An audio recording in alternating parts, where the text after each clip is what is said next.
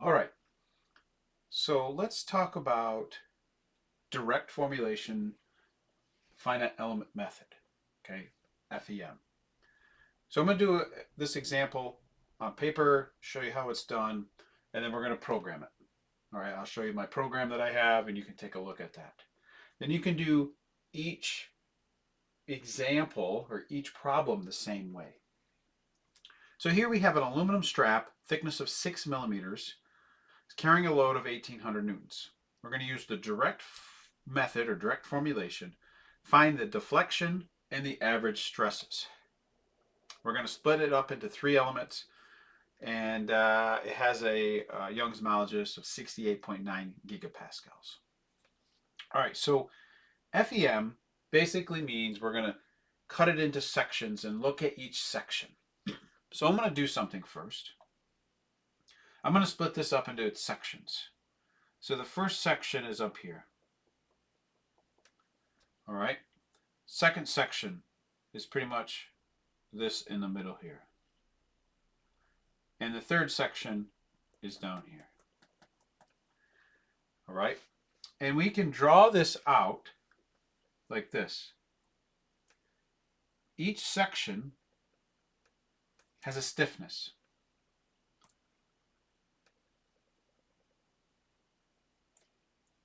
Kind of like a spring. Like a spring stretches and compresses. Similar to these.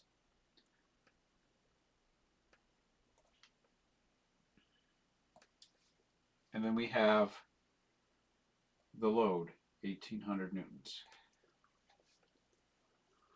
So what we have is 1, 2, 3, 4 nodes. 1, 2, 3, 4 nodes. And we have 1, 2, 3 elements. So 3 elements that are stretching and compressing. In this case, they're stretching because we got 1800 newtons at the bottom pulling down. And we have 4 nodes. At each node, that's where we're going to calculate the deflection. Okay? And then we're going to then end up using those deflections to figure out the stresses in each element. So what I like to do first, just to show you, and you don't have to do this step every time, I'll show you the shortcut, okay? But let me just show you this. If we look at each node, this has a reaction, and this is K1 U2 minus U1. Okay. So think of it as like a spring where F equals Kx. K is your stiffness, okay? And X is the distance. And for element 1, okay, which is right there, this spring pulls down a difference in U2 minus U1. That's our displacement. Okay. If you want to know, the stiffness for each element is AE over L. All right. Because it's a stiffness. It's a chunk of whatever this material is. Okay. If it was a spring, you could find that spring constant. Okay. But this is a like a cylindrical shape, and it's AE over L. Cool. All right. Well, what about if I do a dotted line over here? I'm just going to move it right here. I might have to shorten that, but that's fine. Up, and we got the spring going down.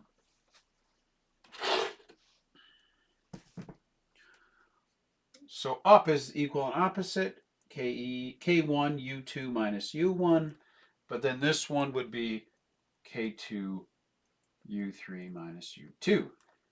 Okay, so these two right here are equal and opposite. All right. Then if we look down here,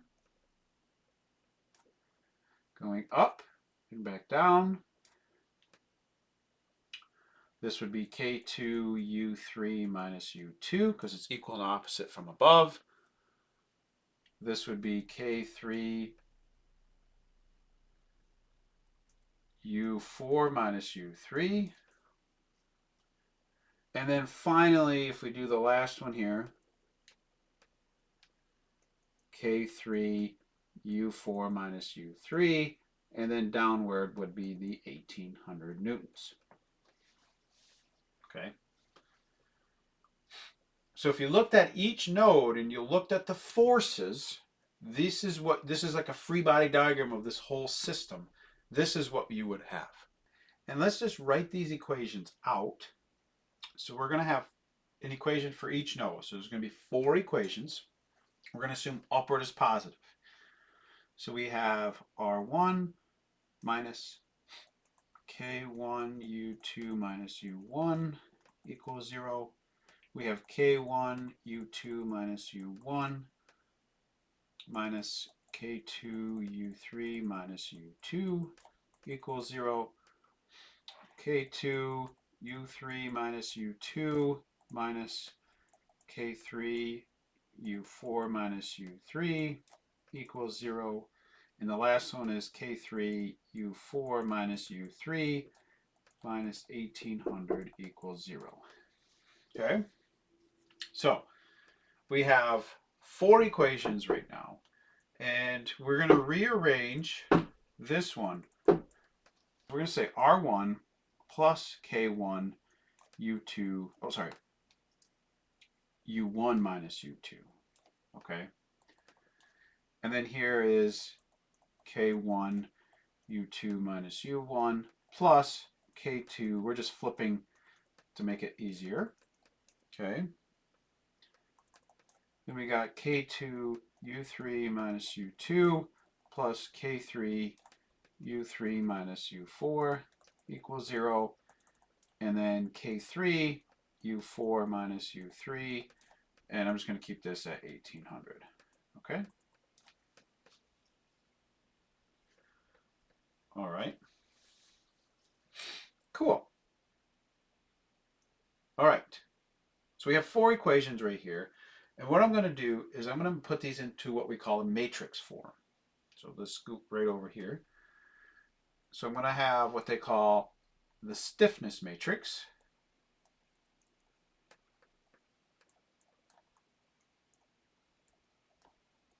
Which is going to have the K's. This is our displacement method. Or displacement matrix.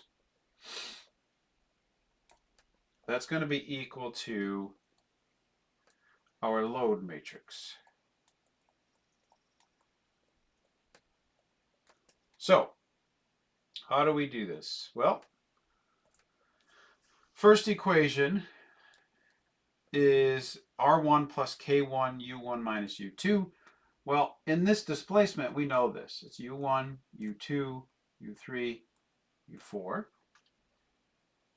And in front of the U1 is K1, and then negative K1. And then we don't have any U3 or U4, and that's going to be equal to, and I'm going to bring over negative R1. Okay? So, the way we do this is it multiplies, I'll highlight it, this row by this column, and it equals that. Okay? So let me undo, undo, undo. Now the second equation, let's do in red. We're going to have a few things. So in front of the U1,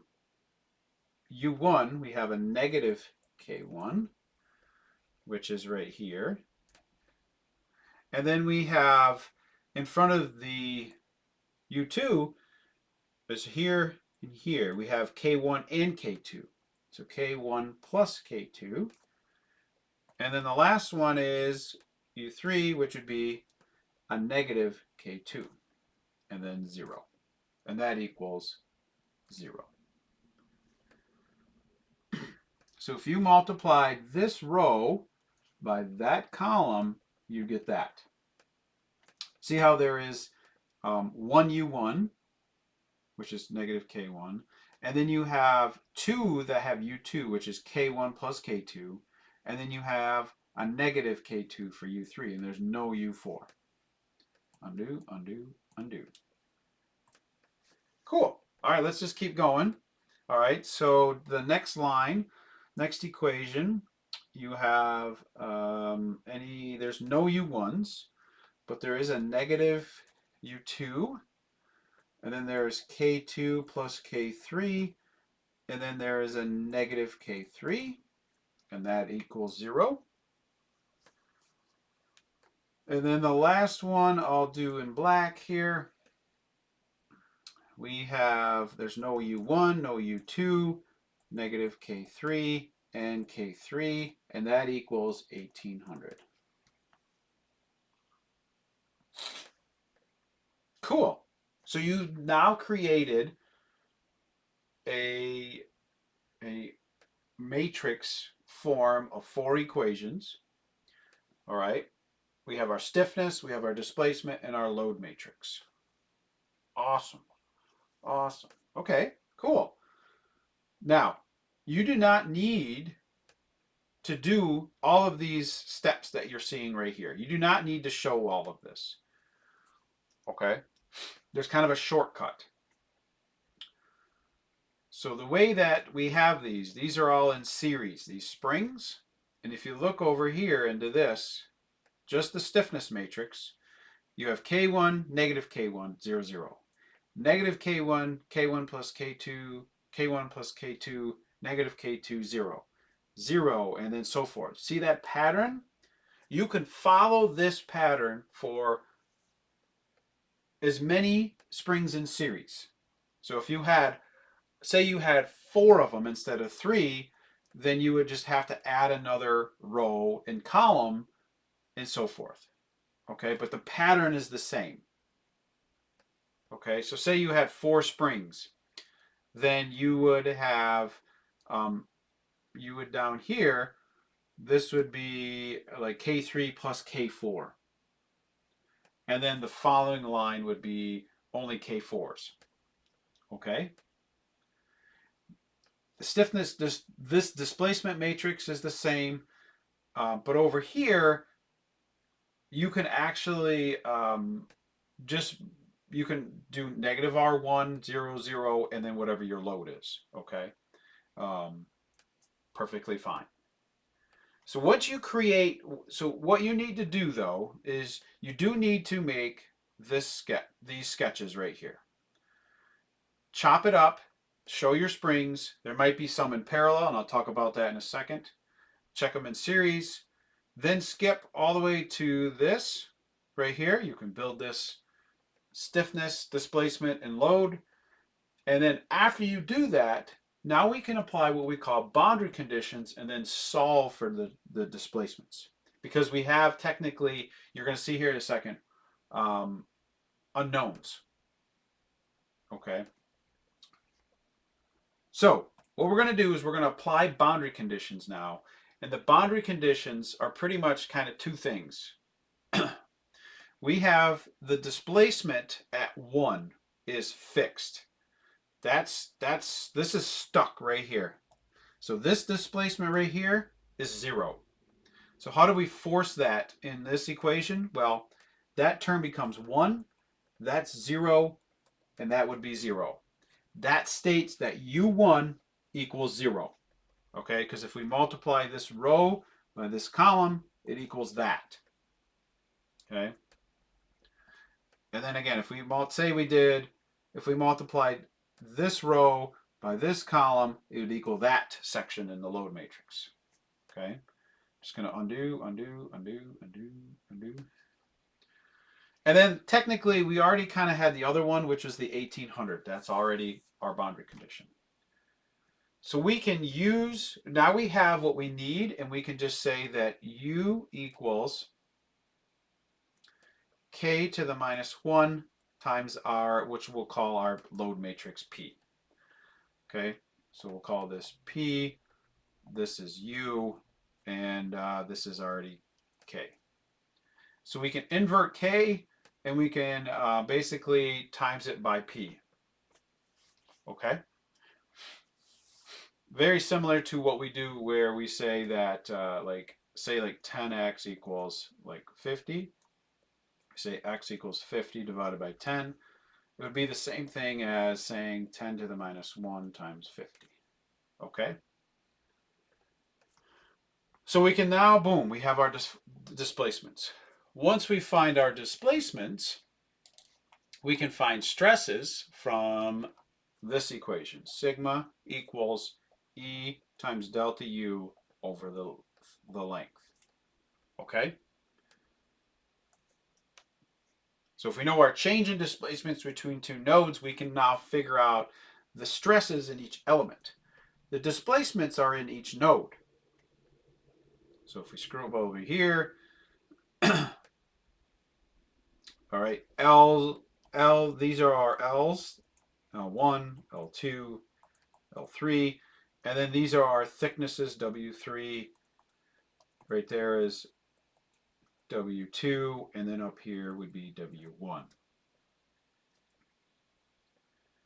Cool. And then say we wanted to solve for the reaction, then we would have to just double check that. We can just plug our change in U1 minus U2 times it by K1 and then set that that's equal to our reaction, okay, which should be 1800 in this case. Cool. Now, if you notice, this is the pattern for series. Say you had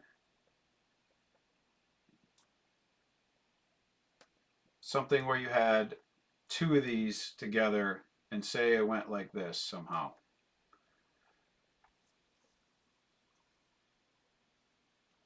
I would combine these like this. So this would be, say this is K1 and K2. This would be K1, 2. Okay, just add them together and then create your series. Okay. You'll see that in, say you had a plate like this, where you had a hole, like a slot or something, and you're pulling this way, then you would have, say this is fixed. This is one section. This is a section, this is a section, and this is a section, and then, let's do it in red. Here's another section. So you'd have something like this. And then this splits out. Actually, let me draw this a little clearer. 1, 2, 3. 1, 2, 3, and then here. Okay. So this section right here, this green is this one. This section is this one, and this section is here. And then boom. So I would just combine these three into one. You just add them together, and then boom, create your series, and then build your stiffness matrix. Okay? So this is how you do the FEM, the direct formulation. Okay? How do you program this now? Well, let me show you. Let me just move my computer over here. Oops, not sure what happened there. Oh, okay. All right, so let's go to Octave, which is our programming language of choice. Blow this up. Okay, and let me make this a little bit bigger. So here's my header format. Whoops. There we go. I just zoomed in a little bit. So here's our header format. I got clear all. Here's my nomenclature right here. All right, and then our givens. All right, so let's look at the givens. We got E, we have the thickness, we have the external load, and we have the lengths in each section. Okay, so E, Young's modulus, the thickness, the external load, the lengths in each section, and the widths. Okay, cool. Now we need to find the stiffness for each one of the members. We need to find the area. So the stiffness again is AE over L. We find the area, which is it's the width times the thickness. Okay, and there's three elements, so you're going to have three stiffnesses. So A1E over L1 and so forth. So now we've created the stiffness. We know the stiffness for each element. We can now build our K matrix, which is what I showed you. K1 minus K1, 0, 0. Negative K1, K1 plus K2, negative K2, 0. 0, negative K2, K2 plus K3, negative K3, 0, 0, negative K3, K3. So we've built our stiffness matrix. Here is our load matrix, okay, 0, 0, 0, 5, or sorry, 0, 0, 0, F, which is 1800. And I put this at 0 because we know that U1 is going to be 0, and that's what our boundary condition is. So we're stating that 1, 1 is 1, and 1, 2 is 0, just like I showed you right here for boundary conditions. And then we can solve for the displacements, k to the minus 1 times p. We can print this displacement to the command window. We can find the stresses in each element, okay, by A delta U over L. I put these into a matrix, then I print those out, and then at the end I just found the reaction force. So when I run this, go to my command window, this is what I get. So the node, yeah, that's negative 20, that's 0. And then we get 1.4 e to the minus 6 meters, 2.3 to the minus 5 meters, 2.4 to the minus 5 meters, and then our stresses, 3.8 times 10 to the 6 Newton per meter squared, and 1.5 e to the plus 7 for stress for node 2. Oops, that is not the node, so let's fix that. Stress at element. Oh, I think I just copied it and pasted. Let's run this again. So that's element 1, 2, and 3. Okay? And then here's our reaction force. I just did that as a check. So, in summary, we took this I-beam, cut it up into 3 sections, 3 elements, 4 nodes. We looked at initially at each node, wrote some equations out, put those equations into a matrix form, and then use some linear algebra to solve for displacements and solve for stresses. So this is what we call the direct formulation, and you're going to see in the homework very similar problems. If you know how to do this, this is the fundamentals of FEM. Thank you very much, and have a great day.